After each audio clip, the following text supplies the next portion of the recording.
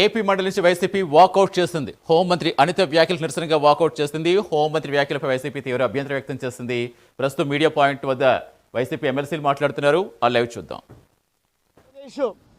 యోగి గారి గవర్నమెంట్ కూడా ఈ జిఎస్టీ రాటిఫికేషన్ వల్ల మా రాష్ట్రం నష్టపోతుంది, మమ్మల్ని మాఫీ చేయండి అని చెప్పి అడిగితే, సాక్షాత్తు గవర్నమెంట్లో ఉండి కేంద్ర గవర్నమెంట్లో ఉండి కూడా వీళ్ళ రాటిఫికేషన్లో మాకు మాఫీ చేయండి, జిఎస్టీ రూపాయలు మాఫీ చేయనని, వ్యత్యాసాన్ని మాఫీ చేయనని అడగలేని అసమర్థ ప్రభుత్వం ఏదైనా ఉందంటే ఈ తెలుగుదేశం ప్రభుత్వం.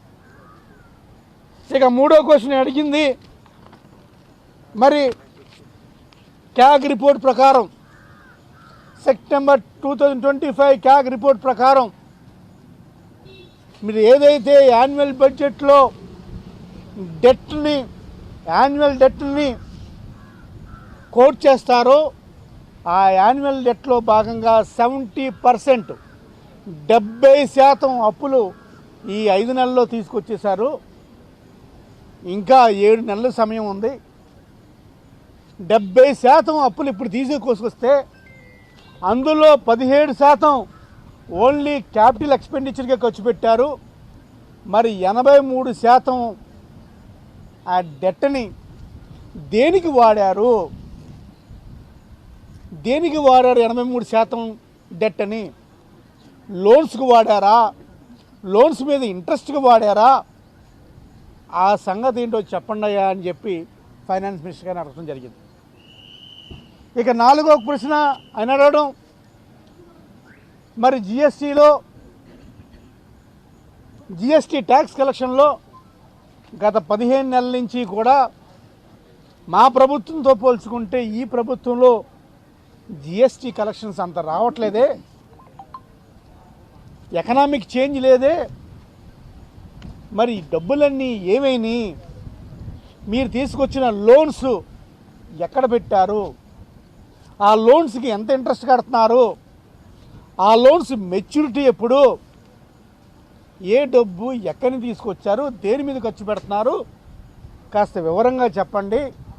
నాకు కాదు, మా రాష్ట్ర ప్రజలందరికీ కూడా తెలియాలి. ఈ అప్పు ఎంత పడుతుంది? ఈ అప్పును మళ్ళీ ఎప్పుడులోపు తీరుస్తారు? దానికి వడ్డీ ఎంత? ఏ పర్పస్ కోసం తీసుకొచ్చారు? ఆ పర్పస్ తాలూకా డబ్బులు వివరాలు ఇవ్వండి అని చెప్పి ఫైనాన్స్ మినిస్టర్ గారిని కోరుతుంటే దానికి కూడా సమాధానం లేదు. మరి సరే, మాకు చెప్తున్నారు, ప్రతిసారి అదే అబద్ధం చెప్తున్నారు. ఏమని? గత ప్రభుత్వం ఆర్థిక విధ్వంసానికి గురి చేసింది, గత ప్రభుత్వం అస్సలు ఆర్థికంగా అనగదొక్కేసిందని ఇప్పటికదే మాట చెప్తున్నారు.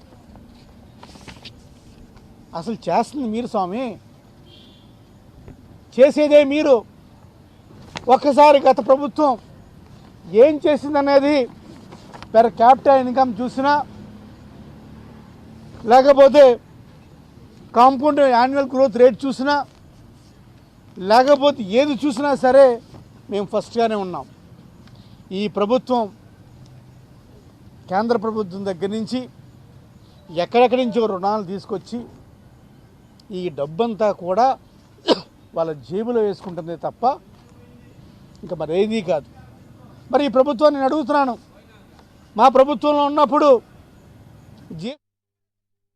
మా మీద ఏమి గొడ్డల వేటు మీద పెట్టామని హత్యల కేసులు లేవు అధ్యక్ష. కోడికత్తున్నదని మా మీద అధ్యక్ష కేసులు లేవు అధ్యక్ష. అమ్మ చెల్లి కేసులు పెట్టామని మా మీద కేసులు లేవు అధ్యక్ష. కేవలం మా మీద కేసులు ఉన్నదేనంటే రాజకీయ కేసులు. నువ్వు ఇసుక మాఫియా చేస్తున్నామని మేము రోడ్డు ఎక్కితే కేసులు పెట్టారు, లేదు మైనింగ్ మీద కేసులు పెడితే కేసులు పెట్టారు. నేను ఎవరి పేరు ఎత్తలేదు, నేను కేసుల గురించి మాట్లాడాను. మీరు భుజాలు తడుముకుంటే నేనేం చేయాలి? ఈ రోజు లీగల్ గా అది కూడా అధ్యక్ష, ఈ కేసులు ఏదైతే ఉన్నాయో ఈ కేసుల్ని తొందరగా వాళ్ళకి ఎలా పరిష్కారం చూపించాలనే ఉద్దేశంతో పోలీస్ డిపార్ట్మెంట్ తోని అదేవిధంగా లా డిపార్ట్మెంట్ తోని కూడా ఒక మీటింగ్ కూడా అరేంజ్ చేసుకోవడం జరిగింది అధ్యక్ష. దీని మీద యాజ్ ఎర్లీ యాజ్ పాసిబుల్ ఒక మంచి న్యూస్ రావాలని నేను కూడా మనస్ఫూర్తిగా కోరుకుంటున్నా. దానికి హోమ్ డిపార్ట్మెంట్, లా డిపార్ట్మెంట్ రెండు కూడా కోఆర్డినేషన్తో పనిచేస్తున్నాయి. గవర్నమెంట్ కూడా దీనికి పూర్తి మద్దతు కూడా ఇస్తుంది అధ్యక్ష. థ్యాంక్ యూ అధ్యక్ష.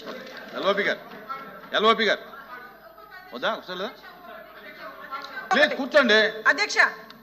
అధ్యక్ష అధ్యక్ష ఒకటి ఇష్యూ ఏంటంటే అధ్యక్ష ఇందాక నాగబాబు గారు కొన్ని కేసెస్ చెప్పారు అధ్యక్ష, గుంటూరులోని కొన్ని కేసెస్ చెప్పారు.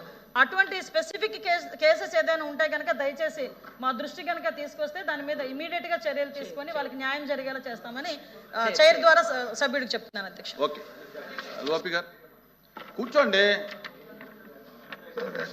యాక్చువల్గా సభ్యులు వచ్చి ప్రశ్న అడిగిన దానికి సమాధానం చెప్పి, లేదు అవసరమైనప్పుడు వచ్చి కొంత బ్యాక్ హిస్టరీకి వెళ్తే పర్వాలేదు అధ్యక్ష వెళ్తే పర్వాలేదు అధ్యక్ష.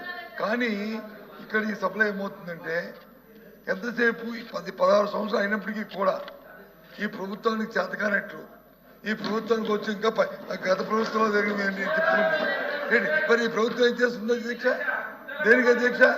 కాబట్టి అధ్యక్ష ఈ మొదలు చెప్తున్న సమాధానం ఇవి ప్రజాహితంగా లేకుండా ఊరికి రాజకీయ అద్భుతంలో రాజకీయ కోణంలోనే వాళ్ళు సమాధానం చెప్తున్న నేపథ్యంలో, ఇది సాంప్రదాయం కాదనే నేపథ్యంలో పూర్తిగా కూడా దీని మీద మా నిరసన తెలియజేస్తూ మేము